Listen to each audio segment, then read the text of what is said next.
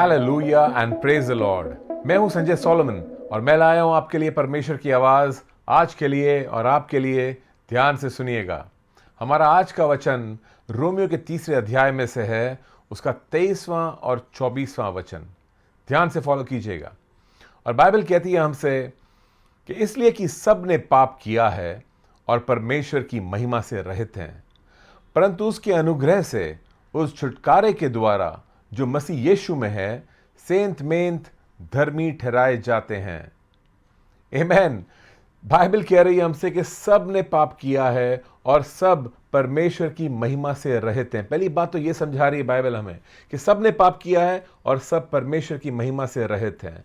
तो सब ने पाप किया है मतलब ये सबकी बात चल रही है। ये कोई छोटा हो या बड़ा हो उम्र में, ये अमीर हो या गरीब हो, स्त्री हो या पुरुष हो, मतलब ये कोई भी व्यक्ति क्यों ना हो, ये एक कैदी हो या एक जेलर हो, मतलब सब ने पाप किया है। और आप सुन के ताजुब करेंगे कि आप कैसे बोल रहे हो कि जेलर और कैदी दोनों बराबर के पापी हैं। वेल, एक कैदी वो है जो एक अपराधी है, शायद जो कैद में है, जेल में है, और एक जेलर है जो उसको जेल में रखता है, संभालता है उसको ताकि वो भागे नहीं वहां से। तो जेलर और कैदी है, और कैदी अपराधी है, शायद जेलर अपराधी नहीं होगा, लेकिन पापी जरूर हैं। और पाप और अपराध में थोड़ा फर्क है। अपराधी वो है जो देश के कानून के अनुसार अपराधी ठहरता है, यानी कोई मर्डरर होगा, कोई चोर होगा, या किसी ने कोई स्कैम किया होगा और ये पकड़े गए हैं और ये शायद अपराधी हैं कोई ड्रग्स में या कोई टेररिज्म में या कोई इस तरह की चीज में, और ये पकड़े गए और ये जेल में हैं इस समय, ये अपराधी हैं। लेकिन जब परमेश्वर बात करता है पाप की, तो ये सिर्फ अपराध तक सीमित नहीं है। परमेश्वर की नजर में अपराध कई तरह के होते हैं, और खास तौर से अपराध, पाप यानी कि परमेश्वर की आज्ञाओं को तोड़ना। हर वो बात जो हम सोचते हैं, जो हम बोलते हैं या जो हम करते हैं जो परमेश्वर की मर्जी के विरुद्ध है, उसे पाप कहा जाता है। तो ये पाप, इनफैक्ट यीशु मसीह ने ये भी हमें समझाया और चेलों को समझाया कि तुमने शायद व्यभिचार नहीं किया होगा, तुमने अडल्ट्री नहीं की होगी, लेकिन अगर तुमने किसी औरत के बारे में गंदे ख्याल रखे भी हैं तो वो व्यभिचार अडल्ट्री के बराबर हैं। सो परमेश्वर की जो परिभाषा है पाप की वो थोड़ी फर्क है और दुनिया की फर्क है। दुनिया के लिए डिवोर्स शायद चलता होगा, लेकिन परमेश्वर इसकी इजाजत नहीं देता है। और हर वो बात जो परमेश्वर की जो हम तोड़ते हैं उसे पाप कहा जाता है। तो बाइबल कहती है सब ने पाप किया है, मतलब वो एक पंडित हो, मौलवी हो, या शायद एक पास्टर हो या प्रीस्ट हो, बाइबल कह रही है सब ने पाप किया है। कोई भी ऐसा नहीं है जिसने पाप नहीं किया है, और सब के सब जो है परमेश्वर की महिमा से रहित हैं। परमेश्वर की महिमा से रहित होना मतलब आप परमेश्वर की महिमा में शामिल नहीं हो, उससे बाहर हो, उससे अलग हो। इंग्लिश में लिखा है have come short of the glory of God, मतलब परमेश्वर की महिमा यहाँ पर है, आप वहाँ तक पहुँच नहीं पाए, उसमें समा नहीं पाए, आप उसको टच भी नहीं कर सके। falling short of it मतलब आप क्वालिफाई नहीं हुए हो एक तरह से परमेश्वर की महिमा के लिए। और थोड़ा इसको और समझने के लिए हमें उत्पत्ति में जाना पड़ेगा। जब परमेश्वर ने पहली बार जब उसने मनुष्य को बनाया था, जब क्रिएट किया था दुनिया को, और मनुष्य की उत्पत्ति हुई थी, और जब मनुष्य को बनाया परमेश्वर, तो वो पापी नहीं था, बिल्कुल परफेक्ट था वो। और परमेश्वर ने उसको देख के कहा कि ये अच्छा है।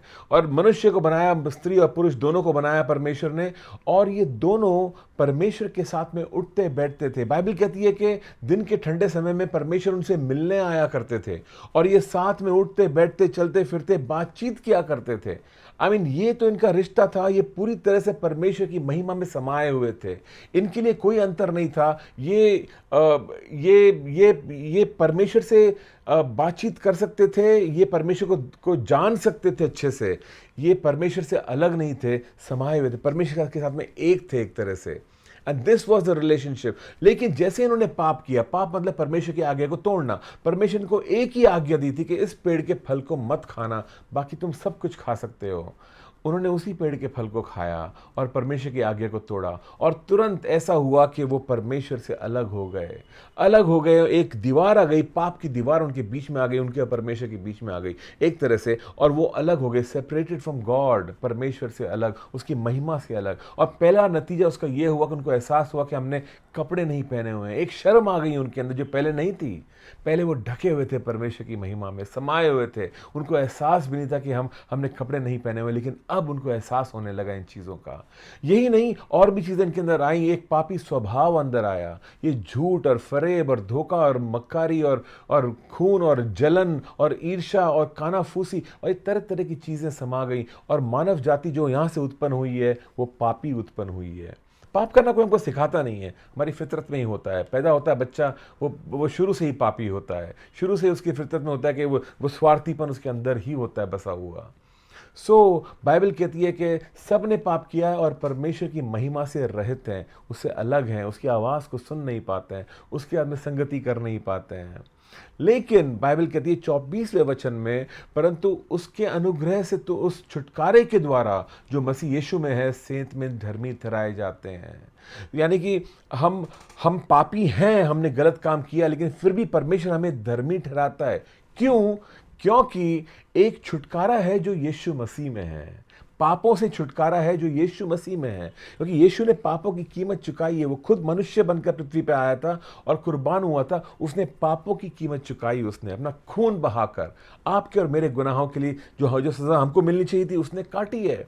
और क्योंकि उसने वो काटी है, यीशु मसीह में हमको छुटकारा मिलता है उन पापों से। तो जैसे ही हम विश्वास करते हैं यीशु मसीह में, हमको छुटकारा मिलता है हमारे पापों से, और ऐसा अनुग्रह हम पर होता है कि हम धर्मी ठहर जाते हैं। फिर से धर्मी ठहराए जाते हैं। फिर से धर्मी ठहराए जाते हैं मतलब फिर से परमेश्वर की महिमा में हमारी एंट्री होती है। एक तरह से फिर से हम समाते हैं उसकी महिमा में। फिर से परमेश्वर के साथ में एक रिश्ता बनता है। अब फिर से हम धीरे धीरे करके उसकी आवाज़ को पहचानना शुरू करते हैं। हम उससे बातचीत करना शुरू करते हैं। प्रार्थना के द्वारा, आराधना के द्वारा, वचनों को पढ़ने के द्वारा हम उसके हृदय को समझना शुरू करते हैं। हमारा एक नया रिश्ता बनना शुरू होता है परमेश्वर के साथ में। जैसा आदम के साथ था, वो चीज़ का एक रेस्टोरेशन होना शुरू होता है वापस से। शायद हम पूरी तरह से उस लेवल पे पहुंचे या ना पहुंचे आदम के, लेकिन वो चैनल खुल गया, वो रास्ता खुल गया है। और धीरे धीरे परमेश्वर का आत्मा हमारे अंदर कार्य करता है। हम धर्मी तो ठहर चुके हैं, लेकिन अब परमेश्वर का आत्मा हमको सिखाना शुरू करता है कि कैसे परमेश्वर की आवाज़ को हम पहचान सकते हैं, उसके इरादों को जान सकते हैं, हमारे उद्देश्यों को जान सकते हैं, किस लिए परमेश्वर ने हमको बनाया, ये बात को समझ सकते हैं और परमेश्वर के साथ में संगति कर सकते हैं। अब हम ये हुआ है सेंट मेंत, यानी फ्रीली गिवन टू अस।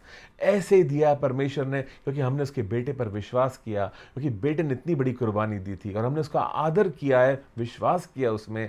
इसलिए परमेश्वर हमें पापों से मुक्त करता है। अब पाप हमें पसंद नहीं आते हैं। शायद हम फिर भी करते हैं कुछ समय तक, और क्योंकि हमें पूरा हमारा दिमाग इस बात को समझा नहीं है कि हम धर्मी ठहर चुके हैं और हमें इन गुनाहों में चलने की जरूरत नहीं है। और कुछ आदतें थोड़ी देर से छूटती हैं, लेकिन उस राह पे हम निकल चुके हैं जब परमेश्वर हमको सैंक्टिफाई कर रहा है, हमारे अंदर से गुनाहों को दूर कर रहा है, हमें समझ दे रहा है बुरी चीज़ों की और उन चीज़ों की जो परमेश्वर को पसंद नहीं है, और हम धीरे धीरे उनसे बाहर निकलना शुरू करते हैं। बुरी लतें छूट जाती हैं, अच्छाई हमारे अंदर बढ़नी शुरू हो जाती है।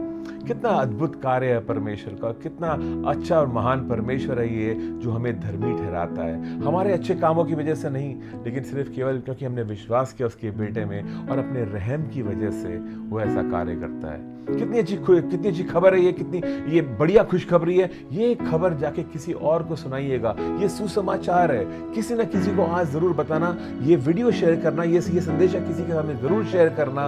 आप आशीषित होंगे और वो भी आशीषित होंगे। Amen and God bless you all today. Hallelujah.